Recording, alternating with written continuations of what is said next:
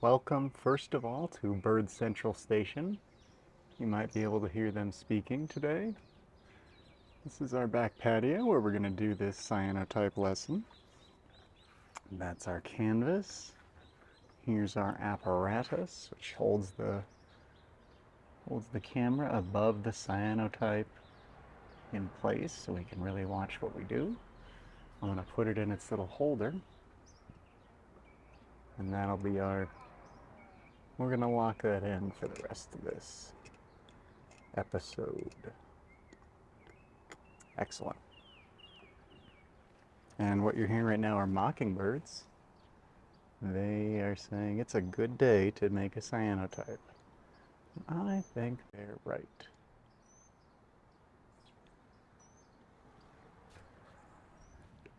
Alright, so what are we doing? We're making a cyanotype. Let's just write the word first.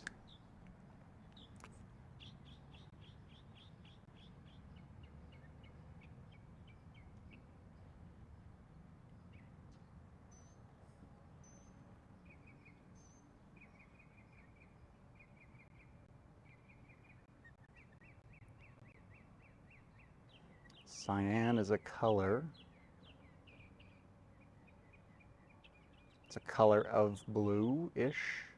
We're not actually seeing the color cyan with this blue that I'm using, but that's all right.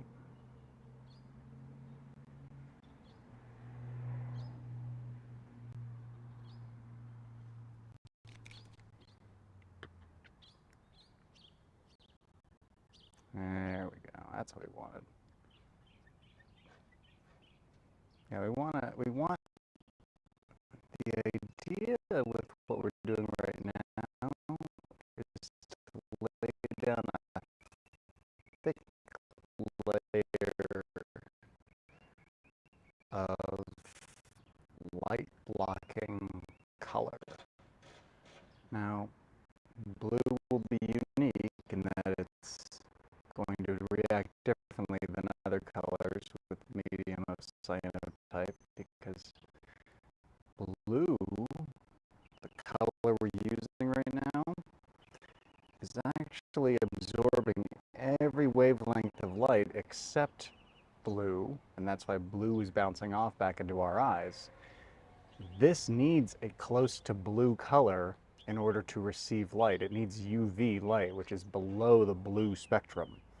So we're going to see what blue looks like when this cyanotype is finished compared to red text that will be directly underneath it. And as you can see, it's hard to write and talk, at least for me. My kindergarten teachers seem to do it very well, as did all other manner of teacher.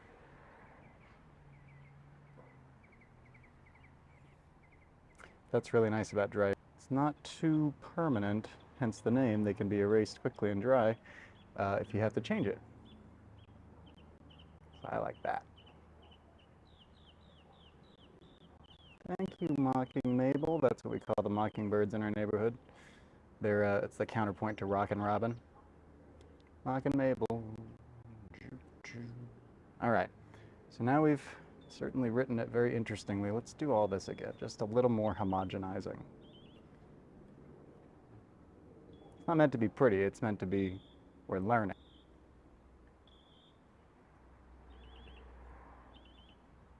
Okay, that's right underneath it. Cyanotype as well, differently. Let's call this a ruby type, because it's red.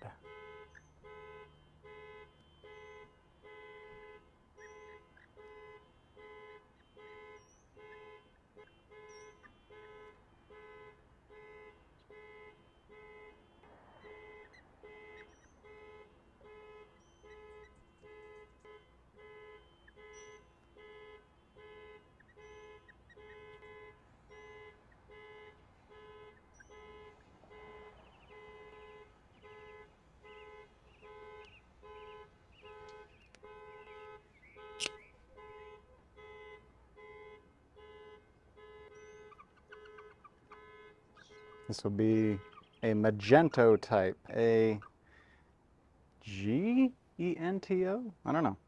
We get to meet the creators.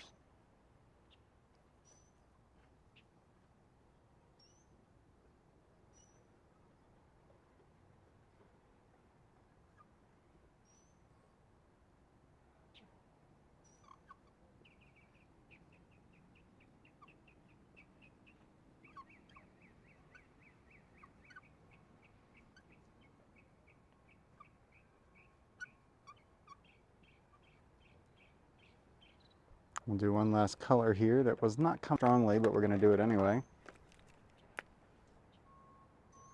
It's coming in good. Okay.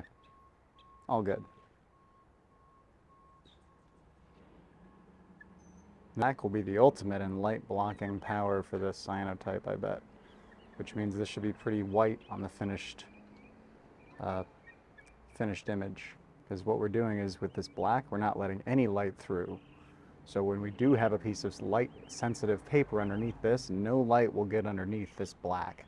And that means all the chemistry will wash away in the final cyanotype, leaving original white paper underneath wherever we had that black light blocking power. Well, these certainly show of handwriting. Let's put some things on the paper. We can. I like the guy there, and what we want to do is put these, this is not mandatory, put these down so that they appear. What's going to happen is anything on this paper is going to appear in its reflection as though upside down. So if I put this upside down on the paper, right here, it's finished print, it's going to look like underneath the surface of the paper is this just kind of waiting to poke out. It's almost as though you're underneath looking up and there are things walking around on top. That's so I can describe it before you actually will see it.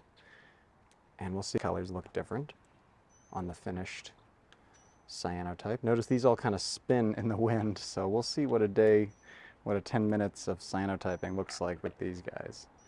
And I think I'm satisfied with what we've done. We've made some symmetries here that are interesting and not. Okay, and now we can even reposition this because we did this on glass. We can now figure out how do we want to frame this on the cyanotype.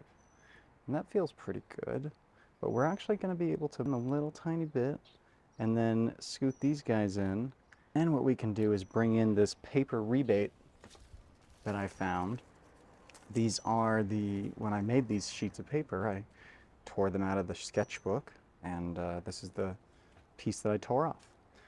So, by doing this, all along the inside, we can make a really neat looking pattern that I think will be hard to beat in terms of visual interest. And then we'll put this under the glass, this little paper framing. That way it won't move in the wind, which it will often if we leave it this way. And what we've been doing so far has all been with a white sheet of stand-in paper. But all I have to do now is really lift the glass up, and then I can just simply take this regular piece of paper out and replace it with the cyanotype paper, which I'm going to go be doing by putting this all back down. Boom. And going to get that piece of paper. And we're going to move into the shade for this step, because we already know what we've done now. We see the shadows, and now we can just align them in the shade and then move the whole rig back into the sun. That is the providence of what we set up here. So I'm going to pick up this whole thing, and now we're in the shade. Okay, let's leave that there. We're as safe as it gets for now. Is it bright enough to see what's going on? Oh, there goes one of ours. We're going to put these away for now. And maybe we'll turn some of these around as well. See what they look like that way. Okay, let's go get that piece of paper. And I'm going to take these and put them down as well so they don't fall on my downstairs neighbors. So that's not very nice.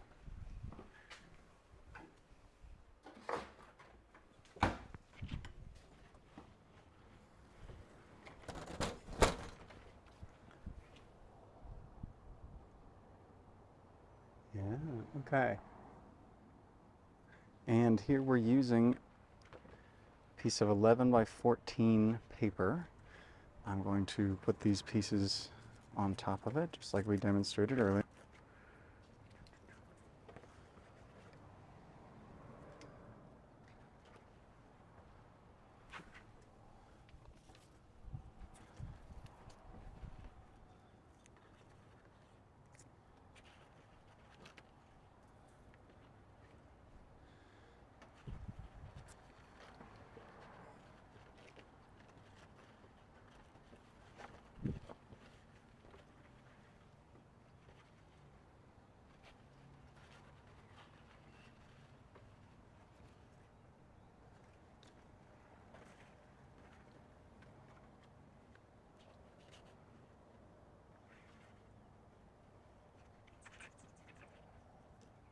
Each of these pages kind of interlinks with itself in a fun way, so it's, you know, we're having a nice back and forth of who masters gravity more today. So far, paper's winning. That's because it has physics on its side, but I have cognition. Okay, here we go. So now we go like this. That's okay. We got it. That under there. You're hearing a trolley over there. Okay. This is our chance to kind of fix a little bit here before we commit to it being on the paper. Kind of fully.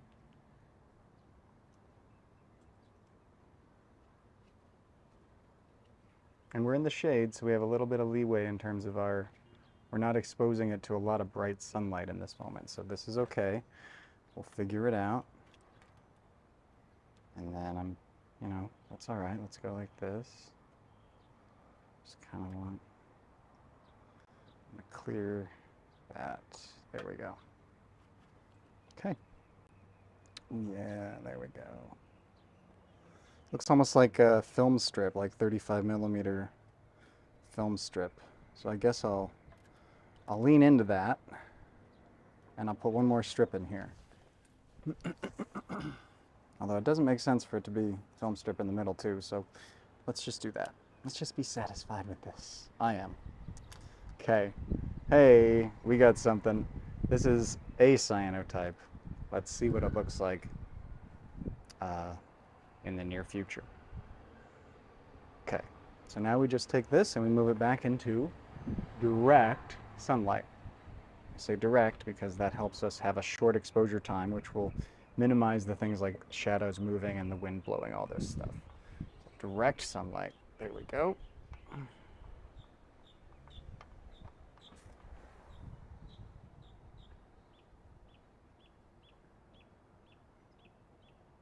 Excellent.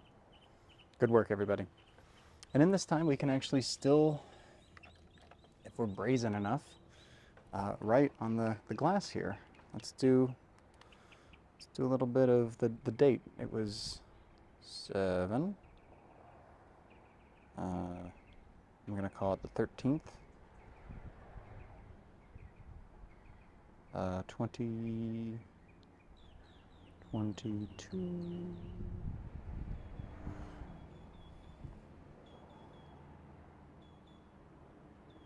And that sounds nice, so we'll say, how are you?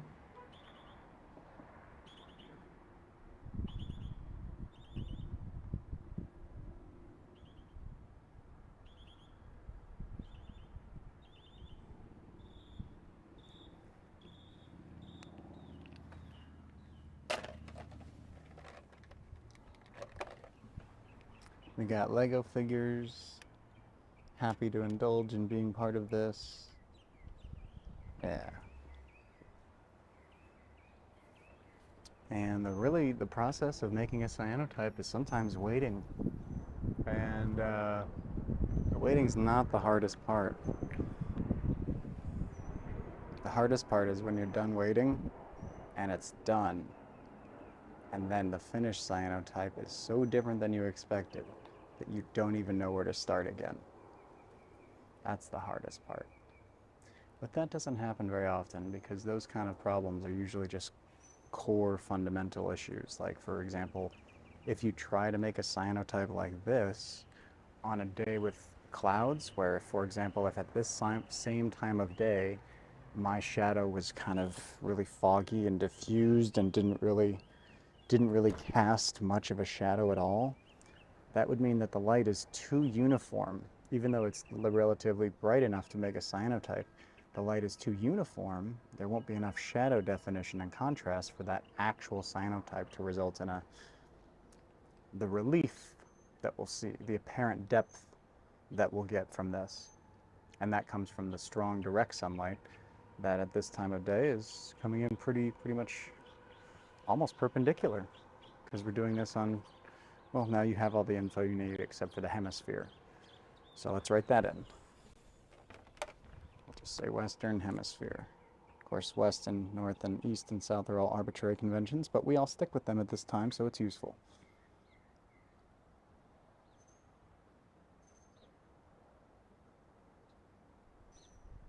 Oh no, I have to spell hemisphere.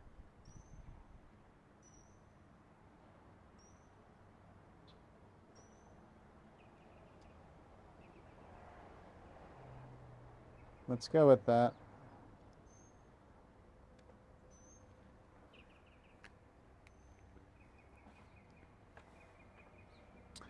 All of this here is going to be, it's likely going to be very bright white in the finished cyanotype. So it'll actually look a lot like what you see here.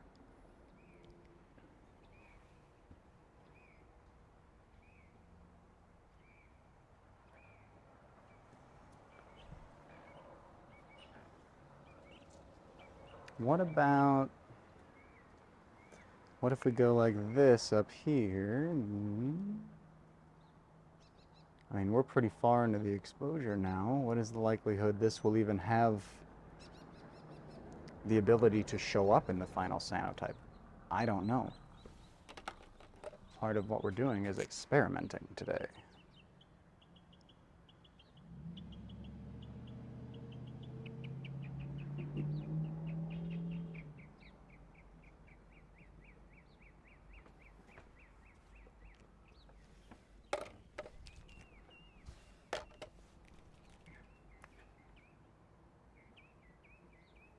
Which color, you can, take your bets now. Which color is likeliest to be on the final cyanotype? Blue, red, or this, magenta? Which of these is going to be closest to this color on the finished cyanotype? Because these are all going to be some level of either white or transparent. And I'm betting, this is my personal thought, red is going to block the most light compared to black. Like, it'll be, this is white, this is light blue, this is medium, and that's done. Like, it looks like Magenotypes let all the light through already. So we're going to find out real soon, actually, because in just a moment we get to bring in our development of this. That's fun.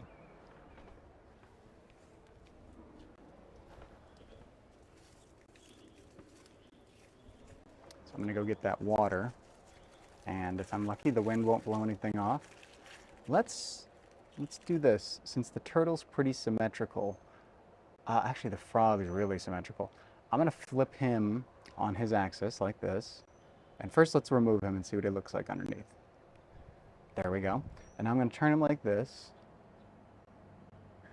Okay. Here we go. It's not quite perfect. It's okay. Oh, we moved the turtle. Sorry, turtle friend.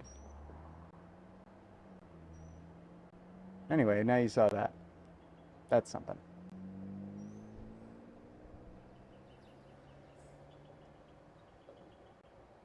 Gave him a little more dimension.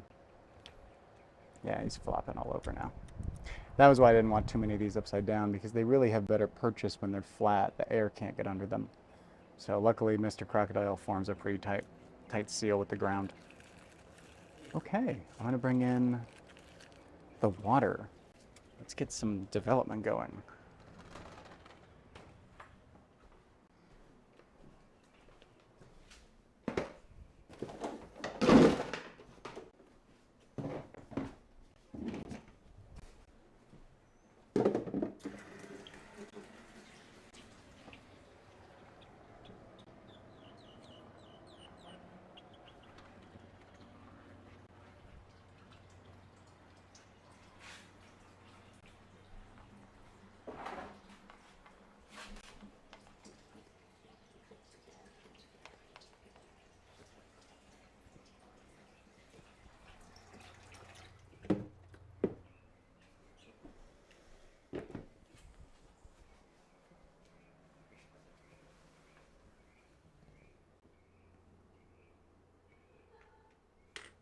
All right, now we get to take all our friends off. I'm gonna close the door so we don't need the extra light.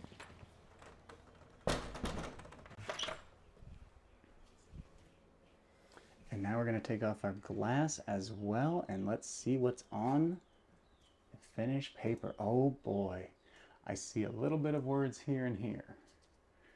And I see a lot of white here. And I definitely see our animal friends here. So it looks like so far, predictions are holding out pretty well. Okay, now we take this, and we take our friends. We say, thank you, friends. They all go over here. We bring in a tub. And there we go. And now we basically just get to pour water on this thing. So let's do it.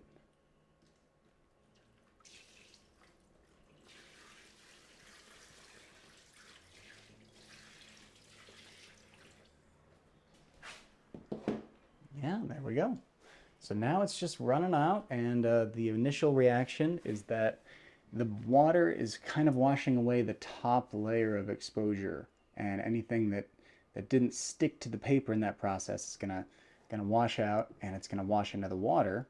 And any chemistry that didn't develop, so for example stuff underneath, let me move this little guy here, stuff underneath the paper strips where you see they're kind of white here, all of that, none of that section of the paper had any of its chemistry developed. So it's going to wash out entirely right now in this process. And I think what we predicted is happening. The type that was black, which was on this little original piece of glass,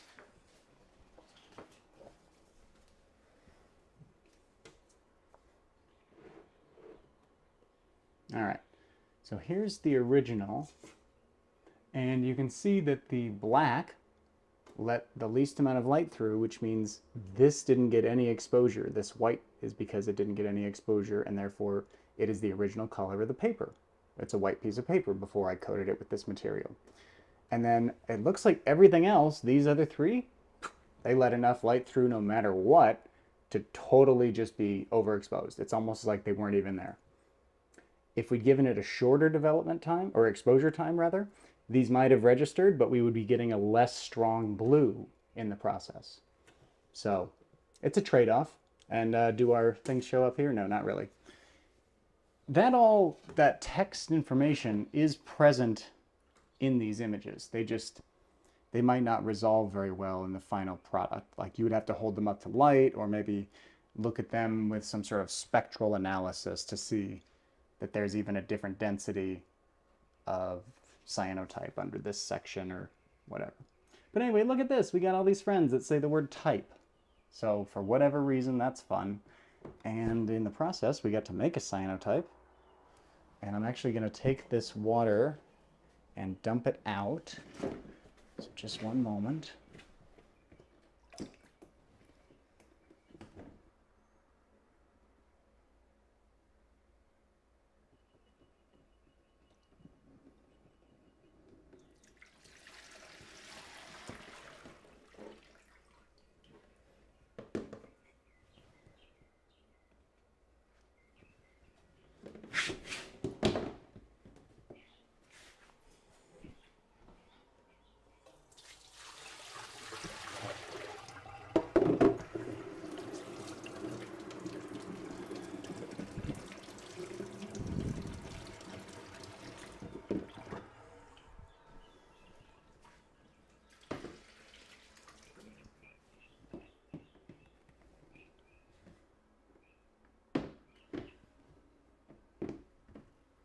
And now we have relatively finished cyanotype. And that was start to finish, with the exception of the fact that we didn't make this paper brand new today. Start to finish, that process was less than a half an hour. And we have something very unique that we can put anywhere on our wall, and it's a finished and framed work of one-of-a-kind art.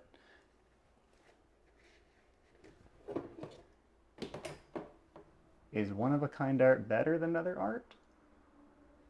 I don't know. But I'm sure glad to have this one because we made it together. This is my kind of type. I hope you guys had fun making this with me. I'm going to leave this to dry. It's on a screen. It's just sticking with, water. And I'm just going to leave it kind of hanging out over here, drying. And then I'll remember it. And you guys, every time I see it.